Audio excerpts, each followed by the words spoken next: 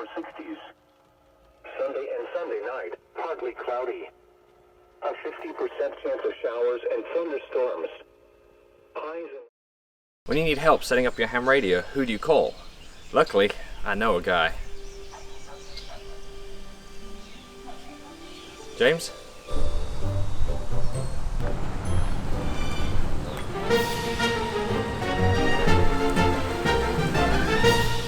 So James is here to help me out with my ham radio setup. He owns a company called Axles and Antennas, and he does ham and CB radio installation. If you've got any questions, then drop him an email. How can we get a hold of you?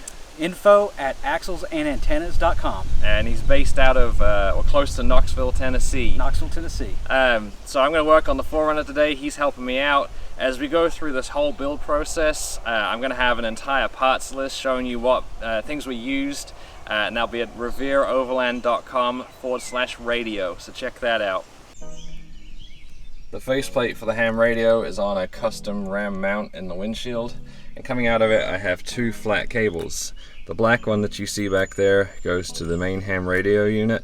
We'll show more of that later. The white one is the custom one that goes to the microphone, which I'm going to have located elsewhere in the vehicle. Now the white cable there is a flat Cat 6 cable, but the microphone connector in the back of the faceplate takes an RJ12 connector. Cat 6 has 8 wires, RJ12 has 6, so 2 of them are not used. Now this Cat 6 wire runs down the side of the door jamb here, underneath the rubber trim. I just pulled it off, it came out easily. And it runs underneath the steering wheel into the center console. And in the center console, in the cup holder, I'm going to have an Ethernet adapter. I found the only adapter I could find was Ethernet, so what I had to do is take the end of the Cat 6 cable and put on an RJ45 connector, Ethernet.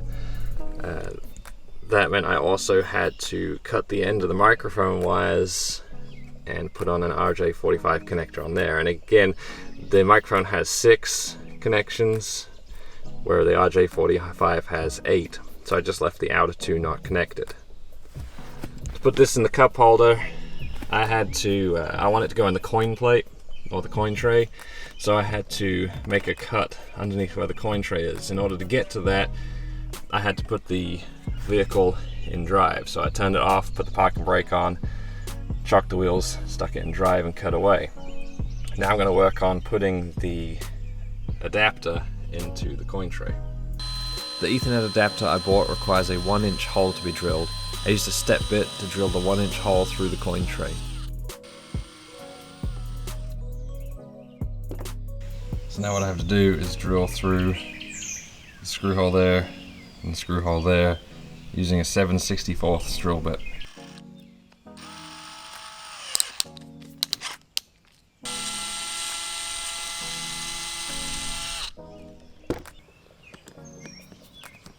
After drilling one hole, I put a bolt in to hold the adapter in place while I drilled the second hole.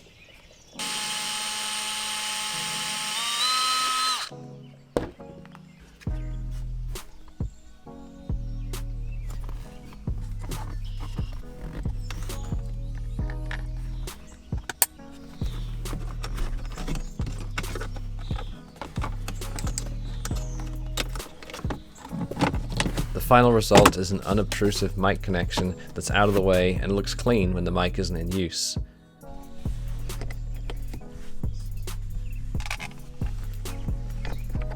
I also have a steely mic mount that I'll stick on just left of the shifter for when I am using the mic. I'll be running all of my electronics through a fuse block, and the ham radio is no exception.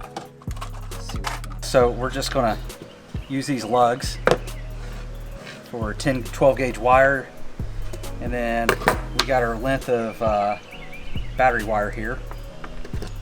Strip off the end. And what I like to do is a combination of crimping and soldering. I just feel like it's more secure. So I crimp that on there first, like that.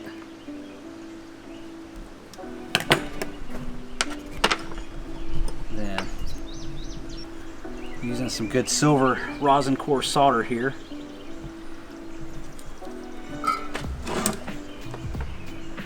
And I make sure all the copper of the wire is in there, and then I like to run across the seam too, which you probably can't see. It's on the back side of this lug.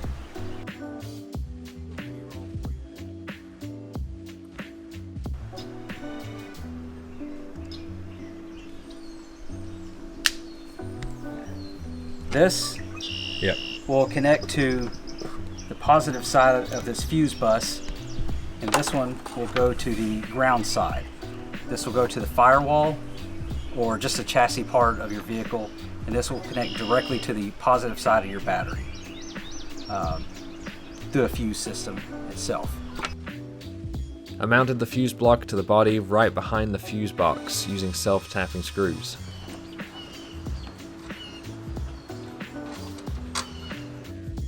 The positive wire from the fuse block is connected to the battery with a fuse as close to the positive terminal as possible. Right next to the fuse block is an 8mm bolt hole. I roughed up the edges of the bolt hole to allow for a better ground for the negative.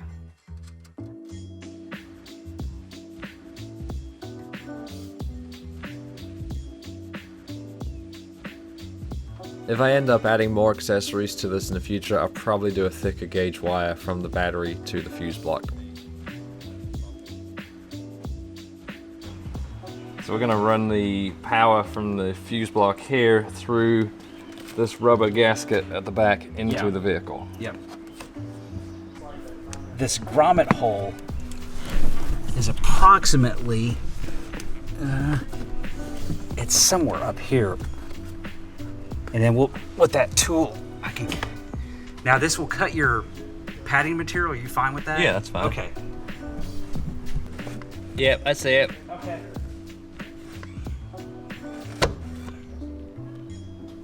Probably just severed your brake line. Yeah, and you can see exactly where it came out. Where'd it go? There it is. Yep. Yeah, isn't that cool? Yep. Yeah, now you can run your wire right through that. Yep, make life easier. There it is.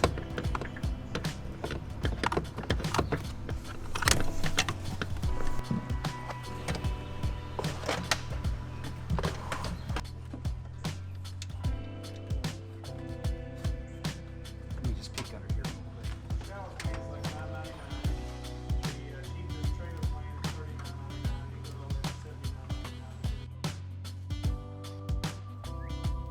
We soldered connectors to the end of the wires for the fuse block and connected them up. James made sure to have everything nice and tidy.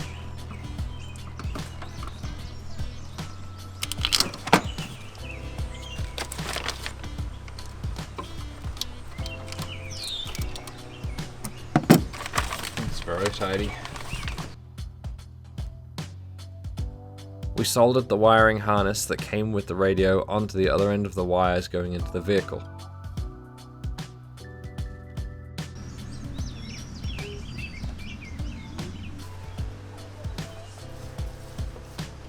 One of the most difficult parts of the whole process was choosing the route for the coax for the antenna. The antenna mount had to be on the right hand side of the vehicle so that I could open the rooftop tent and the rear hatch at the same time without the antenna getting snagged. I cut a small slit into one of the rubber gaskets that goes from the vehicle to the hatch and then pushed the coax through the slit. To access the coax inside the vehicle, I pulled off the rubber weather strip from around the hatch opening and I ran the coax around the outside. Inside the vehicle, I was able to pull the coax through from the jack kit and tail light access panels. I drilled a small, unobtrusive hole for the coax to pass through into the interior. From there, I ran the coax forward under the carpet to the radio that is located under the driver's seat.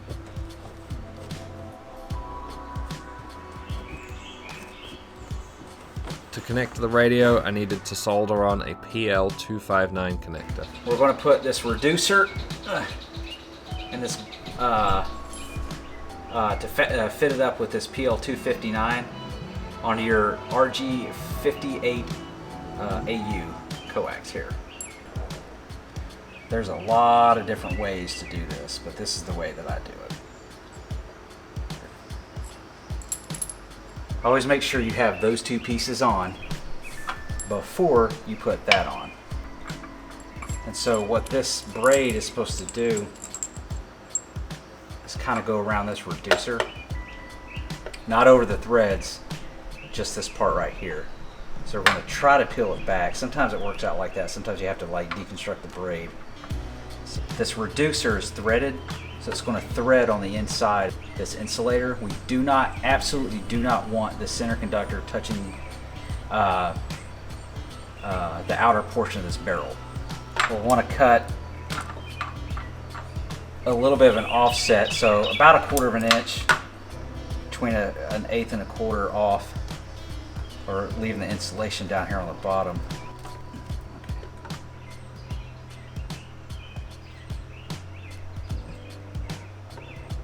Now before I start soldering, what I want to do is to make sure that the center conductor and the outside, the shield, are not connected at all. So I'm going to run a continuity test. So open circuit, you don't hear anything. Closed circuit, you hear that beep. I don't want to hear a beep. So I put that on the outside, the shield part, and that's on the center conductor. I don't hear anything. I don't hear anything. I touch a separate part. That's good to go. Nothing here. I'm happy with that. Yep. Alright, so the first thing I'm going to do is there's a little bit of braid showing on one of these holes, and then I will find the braid that I like, and then I'll just dabble, get it warmed up, and then dab a little solder in there just to make sure that the connection is really secure. It's not 100% required, but we're off-roading, vibrations happen, it just helps out.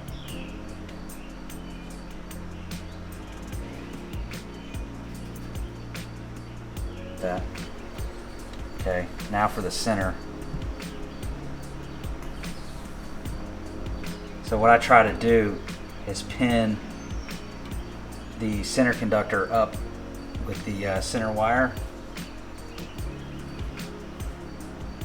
and then hit it with a really good amount of solder.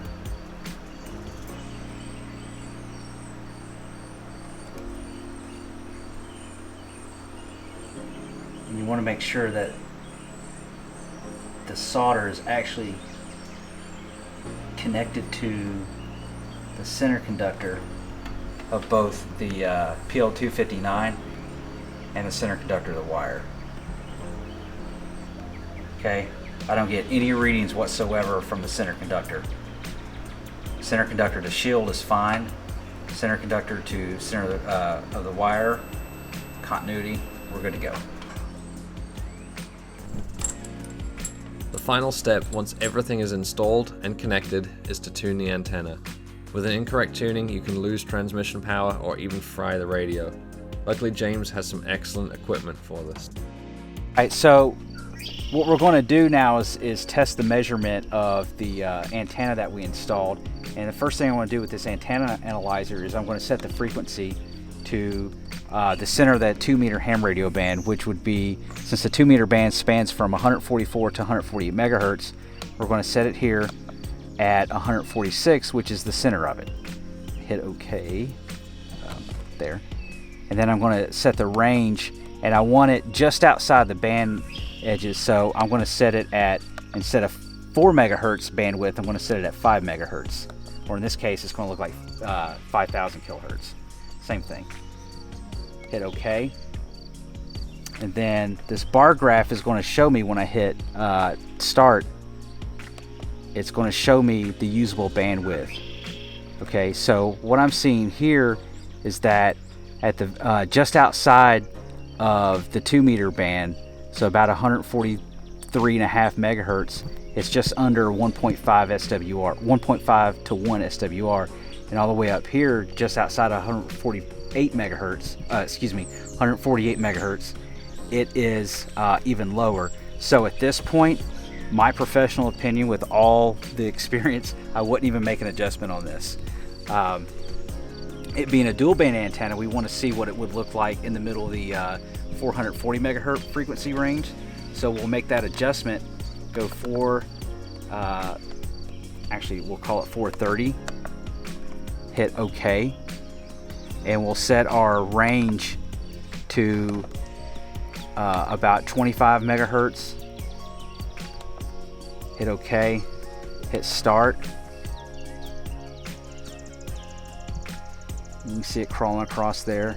It's not quite as good as the 2 meter band, but you're also talking about a really wide, I think it's 25 or 30 megahertz wide for that particular band. So, you know, it's really hard to get a really good SWR reading all the way across it.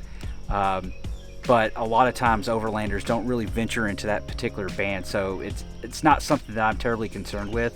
Again, just like with the 2 meter band, I'm happy with this. I don't think there's any reason whatsoever to kill yourself trying to make adjustments.